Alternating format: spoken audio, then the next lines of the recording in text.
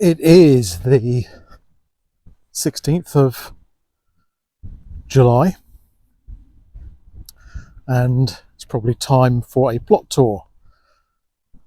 Maybe wondering why I'm in my fleece in the high summer, but if you lived in the UK, you'd know well enough. 10 minutes ago it was freezing up here. Now the clouds have lifted and it's lovely. So anyway, here we go. So here is our strawberry bed, which hasn't really thrived. I'm not sure we're going to get very much this year, but hopefully next year it will be better. Glad to see that the courgette is alive, although it looks like it needs some leaves taking off. Hopefully that will kick on. I've taken some of the beetroot out the last couple of days. On the left there we've got bolt hardy, and on the right we've got the white albino one. I roasted both yesterday, and the white albino one, once you have taken the skin off, is genuinely white, which surprised me. Not light green, but actually white. We shall see what it tastes like. Ishikura spring onions, which we're working our way through. They're quite strong actually, but that's probably because they should have been eaten before now. Down here we have one sweet pea that survived the slug attack. Is really making hay now. But we have quite a few runner beans in here, which will hopefully, I think I saw some blossom. Yeah, we've got some white blossom here. This is a variety called the Tsar, real seeds. So hopefully they will kick on and produce lots of beans. This is Lazy Housewife, which is starting to climb. This was the last one to be planted, but it looks like it's starting to climb up the teepee. That's good. And we have Rinsberger. Now, see, these are getting to be a good size. Will not be long before these are harvested. Really, this is probably the highlight. I planted those with all of the other onions, the Ishikura and the less impressive Red Baron here. I planted them in the depths of winter in January. It was dark and dreary and miserable. And yet here they are, survived, and they're thriving now. There should be the odd runner bean down here somewhere, but they're here. But yeah, we'll have to see whether they survive. And this is a butternut squash, which looks like it's doing all right actually.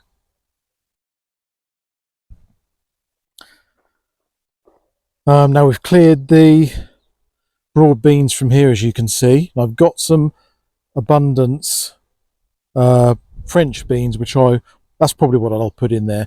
We're going to leave these raspberries to grow in here. They've sort of come in from another part of the plot, but these actually survive and produce fruit, whereas the ones I've brought in don't. So if we want some raspberries, it'll have to be these. These Red Baron mainly suffered from mice attack, so they've been thinned out. We should get some from there.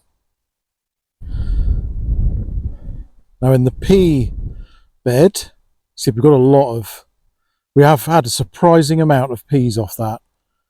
That was decimated by birds.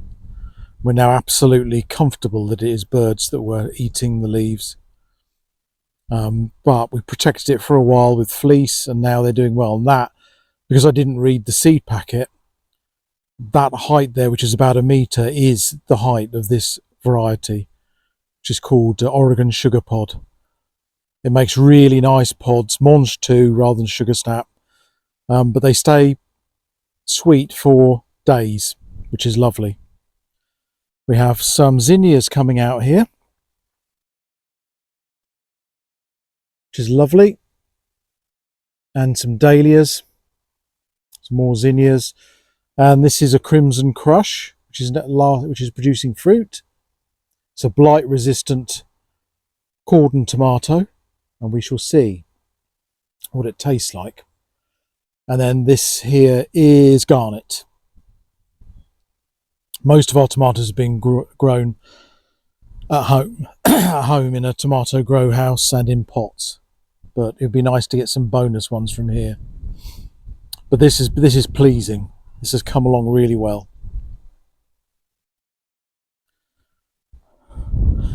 And here we have the Abundance beans. This was the one where I planted a ridiculous number of plants because I was so fed up with them being eaten by slugs. And so far it looks like it's paying off, because there enough have survived that we should get a reasonable crop. It may turn out that I've planted too many, but anyway, whatever. And over here we have a pumpkin, which is just starting to crack on. These are our first early potatoes, which when my new fork arrives, we will be digging up. See, this is the other fork that was replacing. This was actually quite expensive, I recall, but one of the tines shattered. Peter denies all responsibility, but it was definitely her. Over the back there, we have the brassicas, which are doing nicely. We've got purple sprouting broccoli there. That one I'm slightly worried about because I really did plant that too early. It is conceivable that it will flower early, but then we'll have broccoli early, won't we? And this is Brussels sprouts, which wasn't planted too early.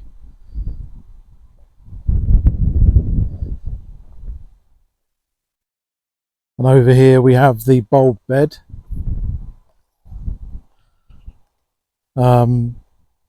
Snapdragons over there. They're kicking along now, which looks good. They need planting in big groups, I would think, bigger than that. That's a lesson learned for next year. And then we have some Rudbeckia. We have a couple of dahlias, one there and one there, and an established dahlia from last year over there. There should be another dahlia where that cane is, but so far no sign of it. So overall, comparing that to where we were a month ago, I'm pretty pleased with that. We are finally eating from our allotment. Long may that continue. We've got rhubarb down there, and we've got a few apples, including that beauty there, on our apple tree, which is a variety called Falstaff. There we go. If we can keep on top of the bindweed, then I think we'll have a productive end to the season. I just want to show you one thing that I noticed earlier when I was clearing the bindweed from this bed, because if I'd taken the beetroot out. This was, as with most of the plot, almost everything in here. The only mulching we did was the composted stable manure. Look at this stuff. Look how lovely that is. So I'm absolutely made up with that. It was only £3 something, £3.20, something like that a bag. So it was a very low price, much cheaper than compost, and it's incredibly productive. Totally happy with that. Back at the house, this is our tomato house,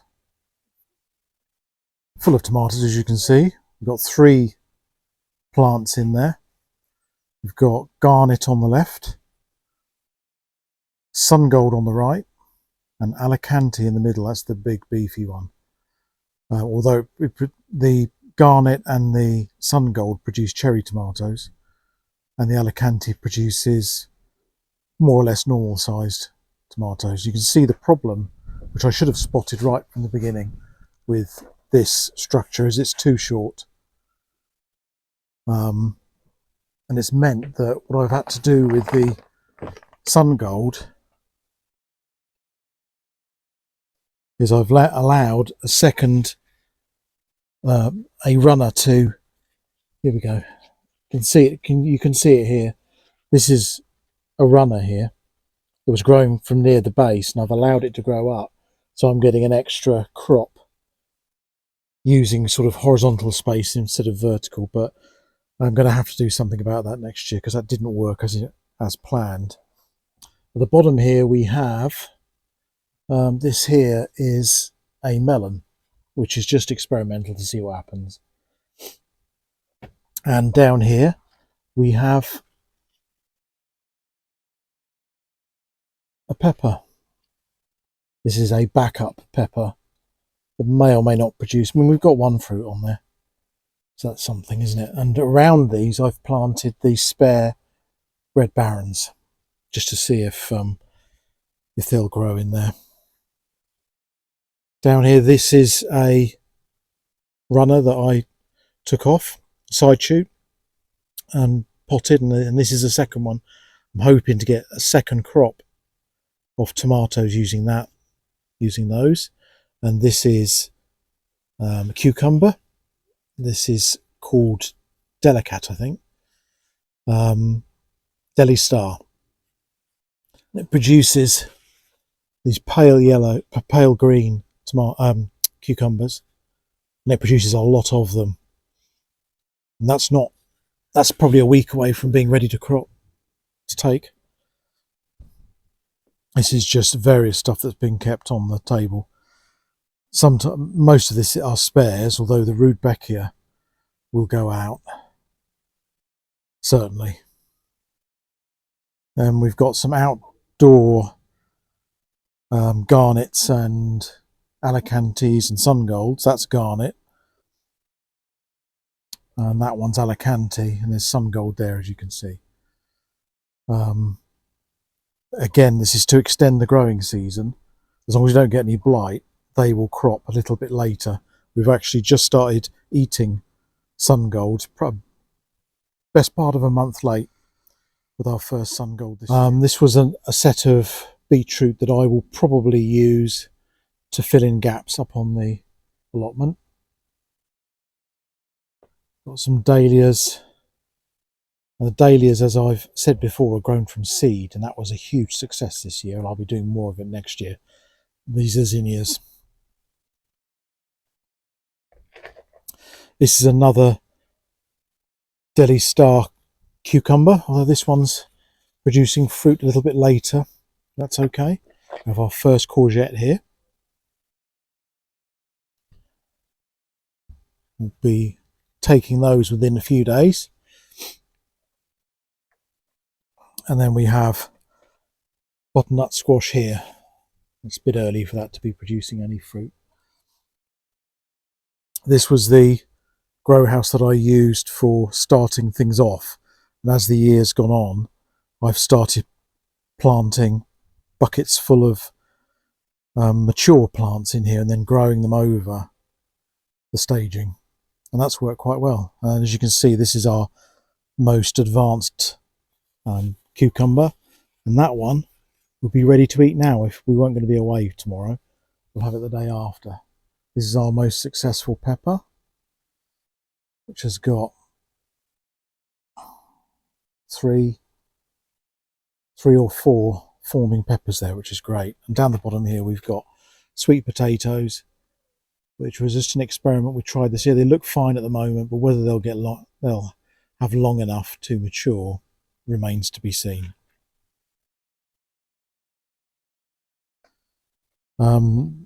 these here are bijou peas, and I'm leaving the dead plant there so that I can harvest the seeds for next year theoretically. We have 2 blueberries here in ericaceous compost, and the one raspberry cane that has survived for the ones that I bought was one that I put in a container here. And we've also got a thornless blackberry here. You can see over there a pot with a couple of dahlias in, some zinnias, and then another pot with the green pot with again a dahlia that I've grown from seed, which was a huge success. There we are.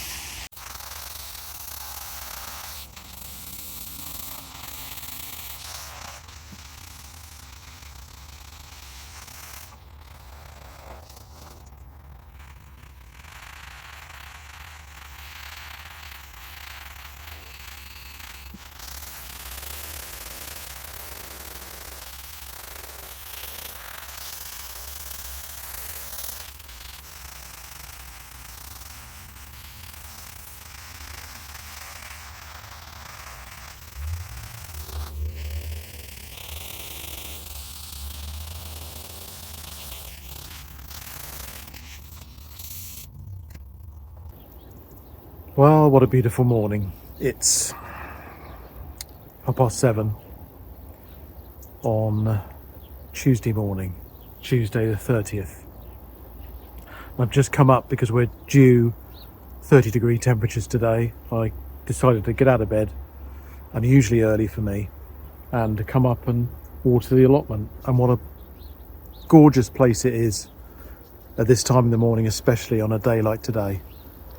I actually also came up because the onions down there, I was worried were bolting.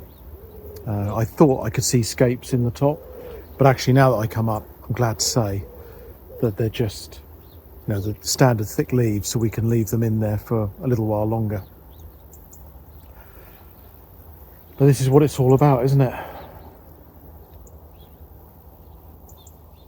There's lots growing. I haven't got any beans yet on the abundance beans, or the lazy housewife is another couple of weeks behind, or on the runner beans, which are looking a bit spindly. But the abundance will produce beans pretty shortly, I'm sure. I can see a second pumpkin forming. I've just had to hack down the Crimson Crush tomato because it had bushed up, and the thing that although it's a blight resistant variety, being outside makes it more likely to get blight. And it would be really nice to get some actual tomatoes off there. We've got quite a lot coming back at the house, but nothing yet from up here. Loads of sweet peas. We've still got some ishikura, spring onions, which I'll take a couple back, and a lovely harvest, if you want to call it that, of sweet peas. Only one plant survived the slugs, and so that all of the sweet peas are white, but it's making up for lost time. It's absolutely gorgeous.